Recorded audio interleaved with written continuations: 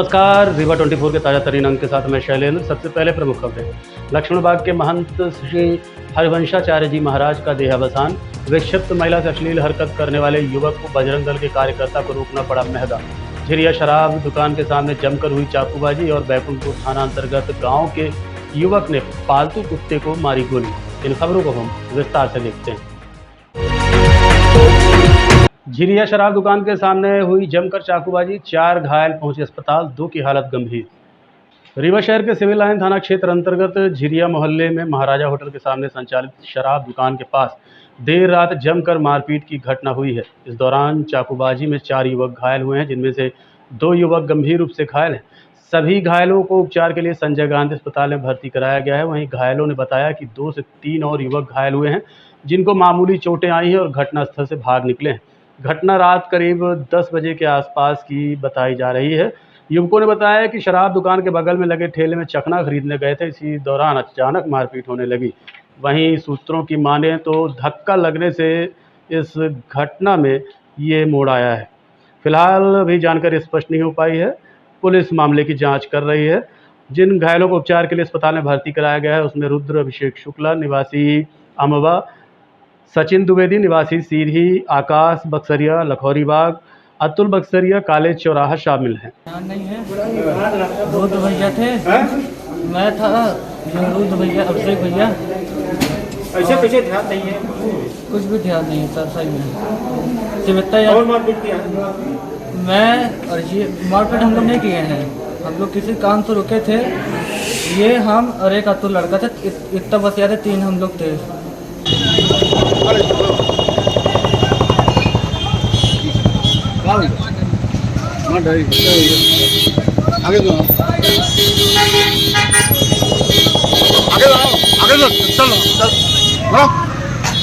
Civil line थाने के सामने बजरंग दल के कार्यकर्ता के साथ मारपीट करने का मामला प्रकाश में आया है। पीड़ित दिव्यांशु गौतम ने बताया कि वो बजरंग दल का कार्यकर्ता है और सीधी का रहने वाला है। कोठी कंपाउंड में आज एक विक्षिप्त महिला के साथ एक युवक अश्लील हरकतें कर रहा था। जब उसे रोका गया तो उसने रावट निकालकर हमला कर दिया। इतने में आसपास के कुछ लोग आए और बीच बचाव किया। तभी पुलिस भी पहुंच गई और सबको लेकर थाने आ गए। थाने पहुंचने के बाद कुछ ही देर में अचानक एक व्यक्ति आया और बिना कुछ पूछे मारपीट करने लगा। उसने कहा कि मेरे भाई को क्यों मारा है। इस मामले को लेकर हमने दिव्यांशु से चर्चा की। थाने के बाहर आपके साथ मारपीट हुई, क्या बात है, कौन मारे हैं, क्या बात है? भैया, साईं मंदिर के सामने एक विक्षिप्त महिला पड़ी हुई थी। उस महिला के साथ कोई लड़का वहाँ पर पटांग हरकत कर रहा था। कुछ व्यक्ति अपने कार्यकर्ता वहाँ से निकले, उन्होंने देखा तो उसको रोकने का प्रयास किया। जब रोकने का प्रयास किया तो दुकान से रॉड निकाल करके मारने के लिए दौड़ा। इस बीच में किसी दूसरे सज्जन ने उसको पीछे से पकड़ा। तभी पुलिस आई और पुलिस ने कहा कि आप लोग थाने चलिए, थाने चल के जो भी हो वहाँ पर मामला शांत कराते। थाने आए, बाहर बैठे हुए थे। यहाँ पर हम लोग भी प्रतीक्षा कर रहे थे कि सामने वाले पक्ष से कोई आ जाए और जो भी विषय हो क्लियर हो। इतने में ये कोई सज्जन है वो आए और आकर के सीधे एकदम से लपट पड़े कि मेरे भाई को मारे हो, ये वो सारी चीज़ें। और बालकृष्ण जी थे, आप थे, आप लोगों से बिल्कुल लपट पड़े। मैंने बीच बचाव किया, मुझसे भी लपट पड़े। थाने के जस्ट सामने की ये घटना, थाने परिसर मैंने मारपीट हुई। नाम क्या है आपका? नाम क्या है आपका? दिव्यांशु गौतम। कहाँ के रहने वाले? बजरंग दल जिला से। लक्ष्मण बाग के महंत श्री हरिवंशाचार्य जी महाराज का देहावसान हो गया। शाम 7 बजे के लगभग पार्थिव शरीर रीवा पहुंच सकता है। रीवा राजघराने के परम पूज्य गुरुदेव लक्ष्मण पीठाधीश्वर जी महाराज श्री श्री 1008 स्वामी श्री हरिवंशाचार्य जी महाराज के देवलोक का दुखद समाचार प्राप्त हुआ है। वो परम ज्ञानी एवं सिद्ध पुरुष व आध्यात्मिक गुरु थे। हरिवंशाचार्य जी महाराज के 98 की आयु में इलाज के दौरान दुखद मौत हो गई। मंदिर के पुजारियों ने बताया कि वो वृद्ध तो थे ही, साथ ही कई बार गिर चुके थे, जिससे पैरों में तकलीफ रहा करती थी और कमर में भी दर्द रहा करता था। आज से करीब 35 से 40 साल पहले महाराजा मार्तंड सिंह ने उनकी पदस्थापना की थी, जब लक्ष्मण बाग के पुराने गुरु का निधन हो गया था। लेकिन उसके पहले उन्हें गोविंदगढ़ में रखा गया था। बताते हैं कि मूलतः उत्तर प्रदेश के आजमगढ़ के रहने वाले थे। तबीयत खराब होने के बाद कमेटी के लोगों ने उन्हें नागपुर शिफ्ट किया था, जिनकी मृत्यु हो गई। आज 14 जून शाम 7 बजे के आसपास उनके पार्थिव शरीर को लोगों के दर्शन के लिए चौराहा से निकाला जाएगा और अंतिम संस्कार कल लक्ष्मण बाग संस्थान में ही किया जाएगा। नागपुर से आ रहे हैं, वो प्रस्थान कर गए हैं लगभग 12:30 बजे। 7 बजे के लगभग रीवा पहुंचने की उम्मीद है। वो उनकी जो आगे की वो है योजना, तो यहाँ से अंतिम दर्शन के लिए यात्रा निकाली जाएगी चौराहा से, खुली गाड़ी में फूल माला सजा के वहाँ से और यहाँ लक्ष्मण बाग लाया जाएगा पूरा शहर घुमा के। वो अभी वहाँ से नागपुर से कहाँ से लेके आ रहे हैं? एम्बुलेंस से लेके आ रहे हैं, एम्बुलेंस से। हाँ, ये स्वर्ग रथ जो होता है उसमें वो करके चुराहटा से यहाँ लाया जाएगा और रात्र में दर्शन के लिए रखा जाएगा। कल सुबह उनका यहीं लक्ष्मण बाग संस्थान है प्रांगण में संस्कार किया जाएगा। शुभ नाम आपका? मेरा नाम है शिवकांत द्विवेदी। किस पर क्या काम करते हैं? हम यहाँ विद्यार्थी रहे पहले से, अब पुजारी हैं चिरहुला द्वादश ज्योतिर्लिंग मंदिर में। बैकुंठपुर थाना क्षेत्र के अंतर्गत पिपरी गांव में एक युवक ने पालतू कुत्ते को गोली मार दी। बीते दिनों समाचार आया था कि मऊगंज थाना क्षेत्र अंतर्गत एक भैंस को किसी ने जहर पिलाकर मार डाला। अब एक नया मामला सामने आया है जिसमें कुत्ते के मालिक ने बताया कि प्रिंस मिश्रा अधिकांशतः रात के समय घर के पास गुजरता था, जिसको देखकर कुत्ता भौंकता था। प्रिंस मिश्रा ने कई बार व्हाट्सएप चैटिंग के माध्यम से पूर्व में चेतावनी दी, लेकिन मंगलवार की शाम ढलते ही कई लोगों की मौजूदगी में वो अपने घर से गन लेकर आया और कुत्ते को गोली मार दी। कुत्ते के मालिक का कहना है कि वो हमारे फर्म में कई बार चोरी के उद्देश्य से घुसा, लेकिन कुत्ते ने उसके मंसूबे को नाकाम कर दिया। क्योंकि युवक का आपराधिक रिकॉर्ड रहा है, इसलिए वो हमेशा रात के समय बाहर निकलता था। कई बार धमकी भी दे चुका था। डायल 100 को सूचना दी गई। पुलिस मौके पर पहुंची। मौके पर डॉक्टरों की टीम पहुंची, लेकिन इलाज के दौरान कुत्ते की मौत हो गई। एसडीओपी नवीन तिवारी ने मीडिया से बातचीत के दौरान बताया कि पुलिस मामले की जांच कर रही है। जो भी तथ्य सामने आएंगे उसके अनुसार पुलिस अग्रिम कार्रवाई करेगी। क्या मामला है पूरा? डायल 100 के माध्यम से सूचना प्राप्त हुई है कि यहाँ पे एक व्यक्ति जिसका नाम प्रिंस है, उसने कुत्ते को जैसा बताया गया है कि गन शॉट दिया है, तो उसकी भी जांच होनी है। डॉक्टर को बुला लिया गया है संपर्क करके, जो यहाँ पे तत्काल पहुँचने वाले हैं। हमारी पुलिस की टीम भी यहाँ पे उपस्थित हो गई है। जितना जल्दी कार्रवाई हो सकती है वो तत्काल की जाएगी। बताया जा रहा है कि इसके पहले भी फरियादी को उसको मतलब व्हाट्सएप में चैटिंग किया था, कुत्ते को धमकी दिया था सर। हाँ, अभी एक व्हाट्सएप चैट दिखाया है इनके बालक ने, उसमें उसने लिखा हुआ है कुछ, तो उसकी भी तस्दीक करा लेंगे। हालांकि 2 महीने पहले का है, जिसमें जो इनकी बातें हैं थोड़ा फ्रेंडली लग रही हैं, पर उसकी भी तस्दीक करा के अपन उसको जब आरोपी पकड़ लेंगे तो पूछ लेंगे कि उसका इंटेंशन क्या था। लेकिन सर इस तरीके की हमला होना, किसी के ऊपर बंदूक से हमला करना, किसी को भी क्या होनी चाहिए? अगर हमको वेपन के साथ मिलता है, कोई भी मिलता है, तो हम हमेशा आर्म्स एक्ट की कार्रवाई करते हैं। अगर ये मिल जाता है हमको, और जैसे उसका इंटेंशन बता रहे हैं कि गन शॉट है, अगर वो मिलता है तो हम उसकी तलाशी लेंगे और पता करेंगे कहाँ पे है। वो मिल जाता है तो उसके ऊपर भी कार्रवाई होगी। कुछ लोग बता रहे हैं कि उस व्यक्ति कई चोरी के मामले आए हुए, वो भी जांच करा लेंगे। हमारे पास रिकॉर्ड में जितना भी होगा, तो इसके साथ उसको ऐड करके भी हम जब पेश करेंगे तो इसको भी संलग्न कर देंगे, तो कहीं ना कहीं फायदा मिलेगा। अभी सर कुत्ते की हालत क्या है, कैसी? अब डॉक्टर आ जाए तो वही बता पाएंगे अभी कैसा है। बाकी अभी तो सांस तो ले रहा है, ठीक है, अभी दिख रहा है, ब्लड गिर रहा है अभी। तो अब डॉक्टर आ जाएंगे, ट्रीटमेंट कर देंगे, फिर ही बता पाएंगे अभी कैसा है। अरुण प्रसाद द्विवेदी, ग्राम पिपरी। आज हमारे गांव में गोली चली है और गोली का चलाने का व्यक्ति है प्रिंस मिश्रा, पिता रवि मिश्रा, ग्राम पिपरी के ही हैं। वो रात में अधिकांश 12 बजे के बाद वो दारू लेके बेचने क्या करते हैं हमको नहीं पता, पर कुत्ता हमारा जो उनको हमला करता था रात में निकलने के बाद, तो कई बार हमारे फर्म के प्लांट के सामने इन्होंने चोरी के प्रयास से जैसे भी गाड़ी रोका, जब कुत्ता दौड़ा तो हम लोग जग गए तो वो निकल गया। लेकिन उसके बाद उन्होंने फोन में मैसेज डाला है कि इसको गोली से मार दिया जाएगा। अब उसको हमने हल्के में ले लिया, कोई मतलब नहीं। आज रोड में 10 लोगों के सामने कुत्ता हमारा खड़ा था लोगों के बीच में, तो ये इधर से गया, उधर से गोली लोड किया और सीधे दिन दहाड़े गोली चला के कुत्ते को हमारे मार दिया।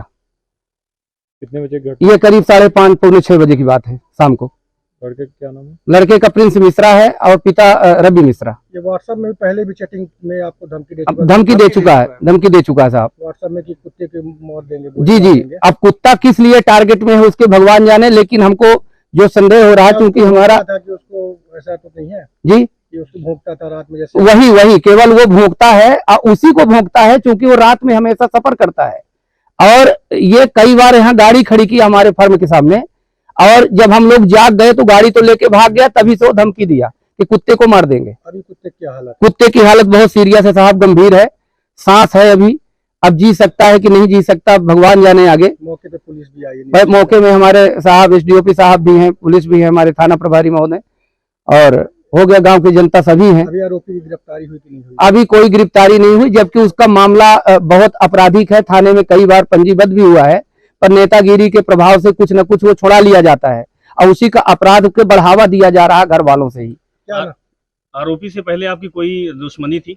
आरोपी से पहले हमारी दुश्मनी तो व्यक्तिगत नहीं थी, पर ये बच्चों को हमारे कभी रास्ते में कभी पैसा छड़ाना, कभी मारपीट करना। जब छोटे थे 4-6 साल पहले, तो बच्चों में हमने गिनती कर लिया कि हो गए गांव के सब लड़के हैं। अब वो बड़ा होकर के भी इतनी लंबी हरकत में आ रहा है। ये गोली हमारे लिए लेके आया कि कुत्ते के लिए लेके आया, ये मुझे नहीं पता। आपकी कंपनी भी चल रही है? है हमारी कंपनी, मतलब विंध्य क्षेत्र का पहला हमारा विंध्या वी केयर फर्म है, बिकता है तब हम लोग निकल आते हैं। इसीलिए हमारा संदेह पूर्ण रूप से है कि मतलब इसको चोरी करने का 100% प्लान है, क्योंकि कुत्ते को ही मेरे ये टारगेट क्यों बनाया। क्या नाम है आपका? अरुण प्रसाद द्विवेदी। कांग्रेस नेता दादा प्रहलाद सिंह का जन्मदिन आज अनोखे तरीके से मनाया गया। जन्मदिन अवसर पर केक न काट के रक्तदान शिविर को महत्व दिया गया। साथ ही वृक्षारोपण कार्यक्रम में कई वृक्ष भी लगाए गए। अपने जन्मदिन के अवसर पर दादा प्रहलाद सिंह ने कहा कि समाज के लोगों ने जिस तरह से सिंधु भवन में वृक्षारोपण और रक्तदान शिविर की शुरुआत की है, वो हर समाज में होती है, लेकिन इसे गति देने की आवश्यकता है। आज लोगों को रक्तदान देकर दूसरा जीवन देने का काम किया जाता है। दादा प्रहलाद सिंह ने लोगों से अपील की कि पर्यावरण को संरक्षित करने के लिए अधिक से अधिक वृक्ष लगाएं और साथ ही रक्तदान जरूर करें। मुझे खुद ही मैं अपने जन्मदिन पे क्या कहूँ, लेकिन हाँ कुछ समय से चल रहा था कि जन्मदिन मनाया जाए, और मेरी तो इस रूप में, वृहद रूप में ये सब नहीं थी इच्छा, लेकिन हमारे जो साथी रहे सब में उत्साह था, और उन्होंने कहा नहीं हम लोग अपने तरीके से काम करेंगे, सेवा करेंगे, कार्यक्रम करेंगे। अब मैं कुछ समझ नहीं पा रहा हूँ कि मैं इस बारे में क्या कहूँ। जैसे वृक्षारोपण और रक्तदान शिविर का भी आयोजन किया गया, जो समाज से जुड़े काफी जरूरी का।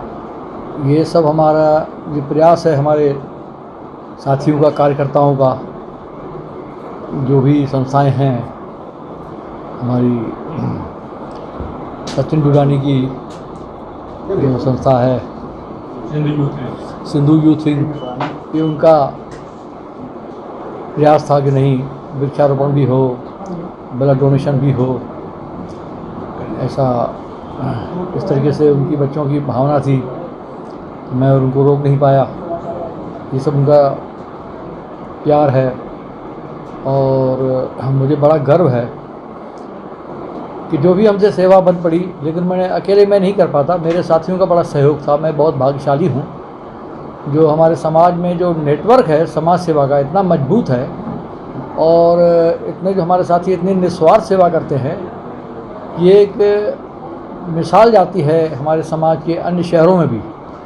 और उनका उत्साह, उनका त्याग और उनकी समाज के प्रति समर्पण और सेवा, ये उसी का परिणाम है। ये जो सिंधु भवन आप देख रहे हैं, ये सब उसी के सब साथियों के प्रयास से। अकेला मैं कुछ कैसे कर सकता हूँ, क्योंकि उनका साथ के बिना अकेला चना बाहर नहीं फोड़ सकता, जैसा कहावत है।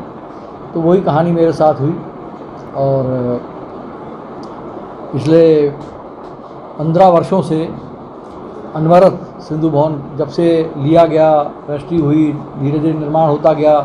पहले मिनी सिंधु भवन, फिर मेन सिंधु भवन, जो भी कार्यक्रम होते रहे वो सब साथियों के सहयोग होते रहे, और मैं चाहूँगा कि आगे भी ऐसा ही उनका सहयोग रहे, सम्मान रहे, और जिससे समाज का भी सम्मान बढ़ता रहे। सिंधु भवन एक समाज के साथ साथ पूरे रीवा शहर का भी एक सामाजिक केंद्र बन गया है, सांस्कृतिक केंद्र बन गया है। जब भी कोई कार्यक्रम होते हैं, जैसे आपको मालूम हो 2016 में बाढ़ आई, तो भी यहीं से भोजन बन के, पैकेट बन के सब जगह वितरण होता था।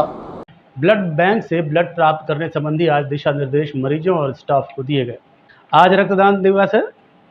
इस अवसर पर कई जगह कार्यक्रम आयोजित किए गए। अक्सर खून सही समय पर न मिलने के कारण बहुत से लोग काल के गाल में समा जाते हैं। ब्लड बैंक में ब्लड उपलब्ध होने के बावजूद भी सही समय पर ब्लड नहीं मिल पाता। इस संबंध में आवश्यक दिशा निर्देश दिए गए और ब्लड बैंक में एक कार्यक्रम का आयोजन किया गया। आइए जानते हैं क्या है ये नियम। दिवस है, इस उपलक्ष्य में रेमो ने एक बहुत ही मरीजों के हित के लिए एक बहुत ही उत्कृष्ट कार्य किया है। और हमारे यहाँ पे हमारे जो MBBS के स्टूडेंट हैं और हमारी फैकल्टी है, वो आज रक्तदान देकर जो हमारे यहाँ पे संजय गांधी अस्पताल में जो सुपर स्पेशलिटी रोज़ 50 से 60 लोगों को रक्त की आवश्यकता पड़ती है, और ये दिन प्रतिदिन हम लोगों की कमी बनी रहती है। इसका उद्देश्य पूरा करने के लिए हम लोग जो है ये रक्तदान शिविर हम लोगों ने आज लगाया है और तकरीबन हमारे पास कैपेसिटी भी 400 से 500 बेड रखने की है। तो मैं चाहूँगा कि हमारे समाज के सभी आगे आएँ और ऐसे किसी भी कैम्प में 400 से 500 ब्लड कनेक्ट हो।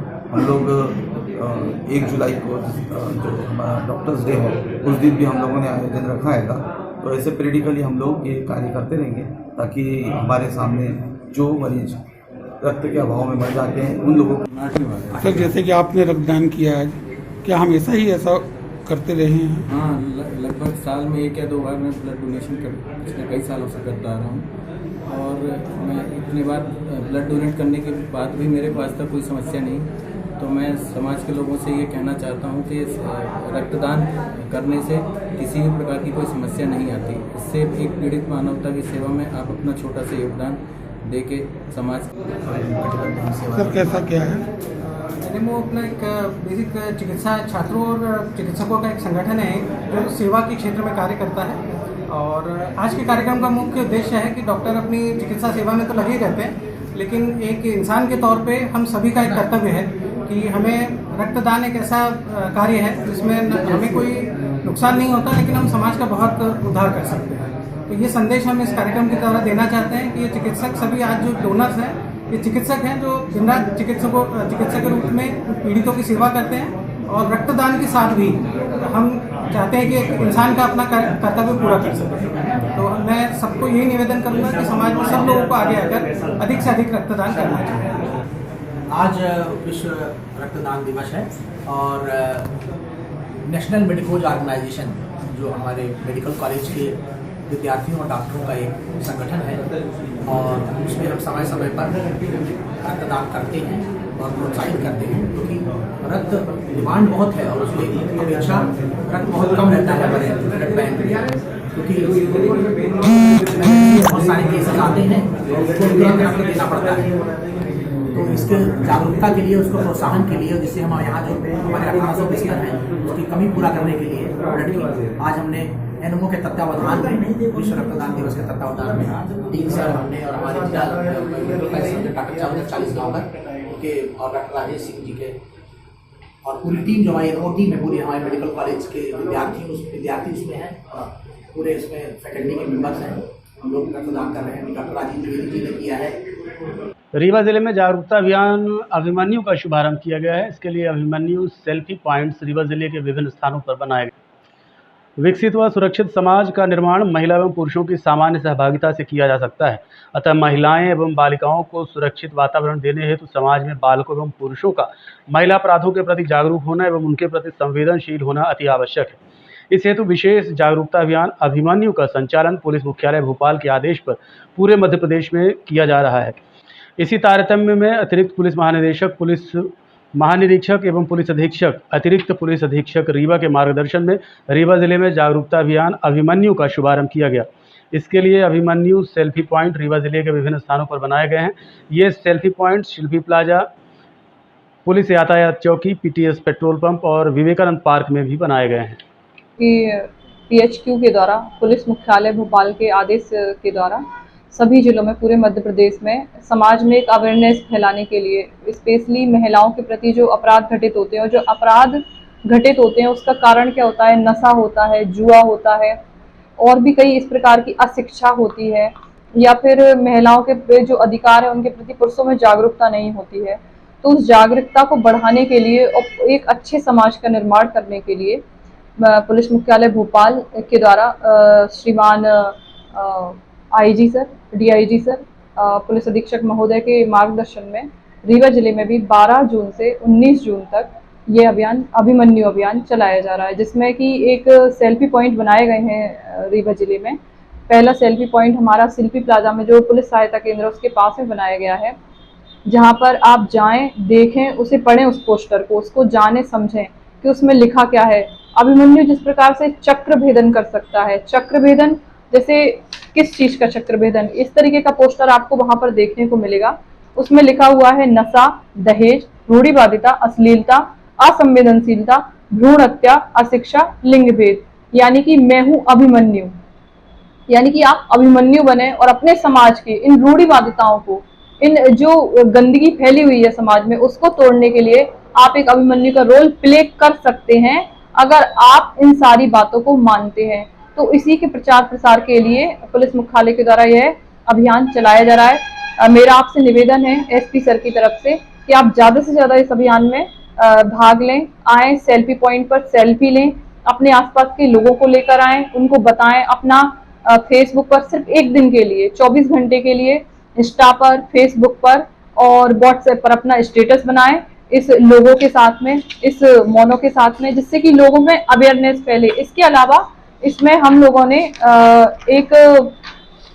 एक और पोस्टर चिपकाया है जिसमें लिखा हुआ है कि चुप ना रहें, आवाज उठाएं। इसका मतलब ये है कि जो महिलाएं हैं जो किसी न किसी प्रकार से कहीं ना कहीं पीड़ित हैं और जो किसी को अपनी पीड़ा नहीं बता पा रही हैं, जैसे मान लीजिए कोई स्कूल में किसी बच्ची को परेशान करता है या कॉलेज में या राह चलते या जो कार्यस्थल है वहां पर कोई किसी को परेशान करता है, तो इसमें महिला helpline number, child helpline number, आप बिना अपनी गोपनीयता रखते हुए, अपनी पहचान को छुपाते हुए आप इन पर कॉल कर सकती हैं, बता सकती हैं कि हमको ये व्यक्ति इस माध्यम से परेशान कर रहा है। आप अपना नाम मत बताइए, आप सीधा ये बताइए कि ये व्यक्ति है, इसका ये गाड़ी क्रमांक है, ये यहाँ रहता है, उसका पता बता दीजिए और पुलिस उस पर निष्पक्ष कार्रवाई करेगी। ये अभियान इसीलिए भी चलाया जा रहा है कि आप पुलिस से ना घबराएं, पुलिस के पास आने से ना घबराएं। आप पुलिस के पास आए, पुलिस आपके सहयोग के लिए, ना कि आपको डराने के लिए। तो इस अभियान का मेन उद्देश्य यही है कि आप लोग जागरूक हों, पुलिस का सहयोग लें और पुलिस को सहयोग करें। कितने दिवसीय का है ये अभियान? ये अभियान 12 जून से 19 जून तक चलाया जा रहा है। देखा जा रहा वीडियो में आप लोगों को समझाइश भी देते हैं। जी बिल्कुल। कल जैसे ये अभियान शुरू हुआ तो हम लोगों ने जो सेल्फी पॉइंट लगाए वहां पर जो मार्केट है सेल्फी प्लाजा, यहाँ रीवा का मेन मार्केट है, तो वहां पर वो लगाया है जिससे कि ज्यादा से ज्यादा लोग आए, हमसे जुड़ें और इस जो हेल्पलाइन नंबर है इसके माध्यम से जाने। जैसे कि 30 जुलाई को विश्व मानव तस्करी दिवस मनाया जा रहा है। तस्करी दिवस का मतलब जो इंसानों को बेच दिया जाता है, मानव तस्करी, जहां पर हम जैसे धारा 370 के अंतर्गत, आईपीसी की धारा 370 के अंतर्गत मानव तस्करी, दुर्व्यापार एक गंभीर अपराध की श्रेणी में आता है। उसकी रीवा सिविल लाइन थाना क्षेत्र की छोटी पुल के नीचे बिहार नदी में डूबने से एक युवक की मौत हो गई। युवक की पहचान बिहार के सिवान निवासी अनुज सिंह के रूप में की गई है। घटना के संबंध में मृतक के साथी ने बताया कि दोनों युवक गोरखपुर से मुंबई महाराष्ट्र सवारी छोड़ने गए थे। महाराष्ट्र से गोरखपुर वापस जाते समय बिहार नदी में नहाने के लिए रुक गए। बीते दिवस तकरीबन 1 बजे जब दोनों युवक नदी में छलांग लगा रहे थे तभी अचानक अनुज डूबने लगा, जिसे बचाने के लिए चिरंजीवी सिंह भी आगे आया लेकिन वो बचा नहीं पाया। घटना की जानकारी 100 डायल को दी गई। पुलिस मौके पर पहुंची और एसडीआरएफ की टीम द्वारा रेस्क्यू किया गया। तकरीबन 4 बजे अनुज सिंह का शव बिहार नदी से बरामद हो गया है। सूचना मृतक के परिजनों तक पहुंचा दी गई है। वहीं मृतक के शव को पीएम के लिए रीवा के संजय गांधी अस्पताल भेज दिया गया। चिरंजीव, हम लोग मुंबई से आ रहे थे, जा रहे थे गोरखपुर। रास्ते में नदी दिखा, हम लोग को नहाना था, 2-3 दिन हो गया था नहाए हुए। उसके बाद जब हम लोग गए नीचे तो नहा रहे थे, ठोरे पर पानी था। उसके बाद पैर उसका स्लिप किया, बचाने के लिए हम भी गए उसको, वो बचा नहीं पाया उसको, हम पैर उसका स्लिप किया, उसी में फंस गया वो। फिर हम 100 नंबर को फ़ोन किए, वो लोग आए तो वो लोग गोताखोर को बुलाया, फिर बॉडी मिली। फिर जाके कितने घंटे बाद बॉडी मिली? बॉडी 1 बजे घटना हुआ था, पुलिस आई थी 2 बजे तक, बॉडी मिल गई थी 4 बजे के बाद, 4 बजे तक मिल गई थी। आप भी डूब गए थे? हाँ, हम भी डूब गए थे। कैसे बाहर निकले? पत्थर मिला, एक पत्थर का सहारा लेके ऊपर ही आ गए। आप लोग कहाँ से कहाँ गए थे? हम लोग गोरखपुर से पूना गए थे। हाँ, वापस हाँ टैक्सी चलाते हैं। खत्म जो हुआ क्या नाम है? हाँ, जो खत्म हो गया उनका क्या नाम है? अनुज सिंह नाम था। कहाँ के रहने वाले? सिवान जिला। थाना? हाँ, थाना कौन सा रखते हैं? थाना सिवान ही पड़ेगा। देखते रहिए रीवा 24 न्यूज़। मिलते हैं छोटे से ब्रेक के बाद। हड्डी जोड़ एवं रीढ़ रोग तथा स्त्री रोग एवं प्रसूति रोग का इलाज एक ही छत के नीचे। विघ्नहर्ता hospital and trauma centre, hotel landmark के पास, रतहरा, रीवा। डॉक्टर संतोष सोनी, पूर्व चिकित्सक, बॉम्बे हॉस्पिटल, मुंबई। हड्डी जोड़ एवं रीढ़ रोग विशेषज्ञ, छोटे चीरे एवं दूरबीन विधि द्वारा हाथ तथा पैर की हड्डियों का ऑपरेशन। गठियाबात, जटिल एवं बिगड़े हुए फ्रैक्चर का बेहतर इलाज करते हैं डॉक्टर संतोष सोनी। विघ्नहर्ता हॉस्पिटल ट्रॉमा सेंटर में ही स्त्री एवं प्रसूत रोग विशेषज्ञ डॉक्टर शैलजा सोनी भी उपलब्ध हैं, जिनकी देखरेख में नॉर्मल डिलीवरी, सिजेरियन ऑपरेशन एवं बच्चेदानी से संबंधित ऑपरेशन की बेहतर सुविधा। संतानहीन दंपत्ति तत्काल संपर्क करें। विघ्नहर्ता hospital and trauma centre, hotel landmark के पास, रतहरा, रीवा। सुविधाजनक एवं सफल इलाज हेतु आज ही संपर्क करें। विघ्नहर्ता hospital and trauma centre, hotel landmark के पास, रतहरा, रीवा। मोबाइल नंबर 7828781983 अथवा 8462956774 पर। लखौरी बाग में अवैध शराब के साथ 2 युवकों को गिरफ्तार किया गया है।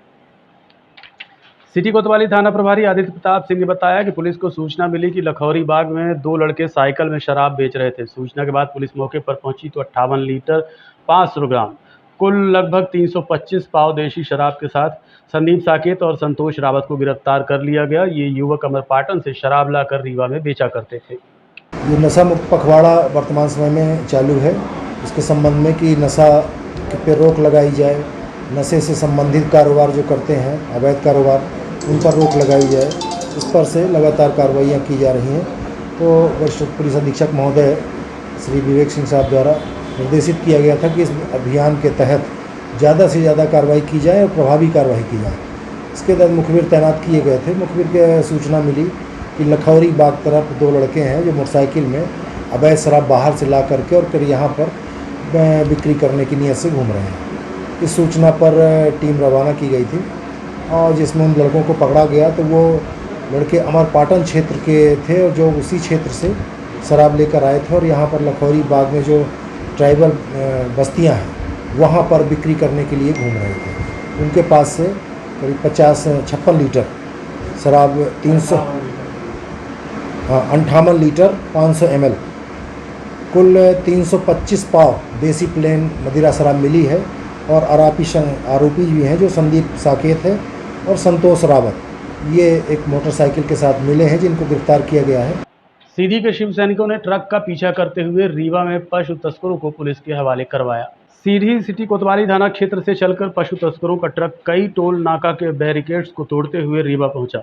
शिवसेना के कार्यकर्ताओं ने सीधी से पीछा करते हुए रीवा में पकड़ा। वहीं सीधी रीवा के शिव सैनिकों ने रीवा एसपी विवेक सिंह को जानकारी दी। मामले को गंभीरता से लेते हुए एसपी विवेक सिंह ने तत्काल ही गुड़ थाना प्रभारी को कार्रवाई के निर्देश दिए। रीवा जिले के गुड़ थाना में कार्रवाई की गई। ड्राइवर मौके से फरार हो गया। वहीं कई पशु बरामद हुए हैं। लगभग 20 भैंसों की शिवसेना ने जान बचाई है। 17 जून 2023 को जन चेतना के लिए दिव्य श्री सुंदरकांड महोत्सव का आयोजन रीवा शहर के कृष्णा राज कपूर ऑडिटोरियम में किया जाएगा।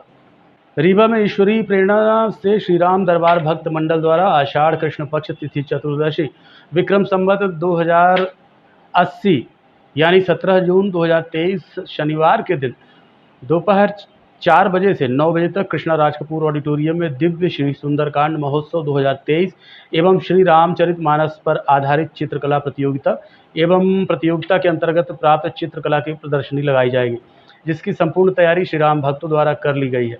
7 से 9 के बीच सुंदरकांड का पाठ होता है और उस सुंदरकांड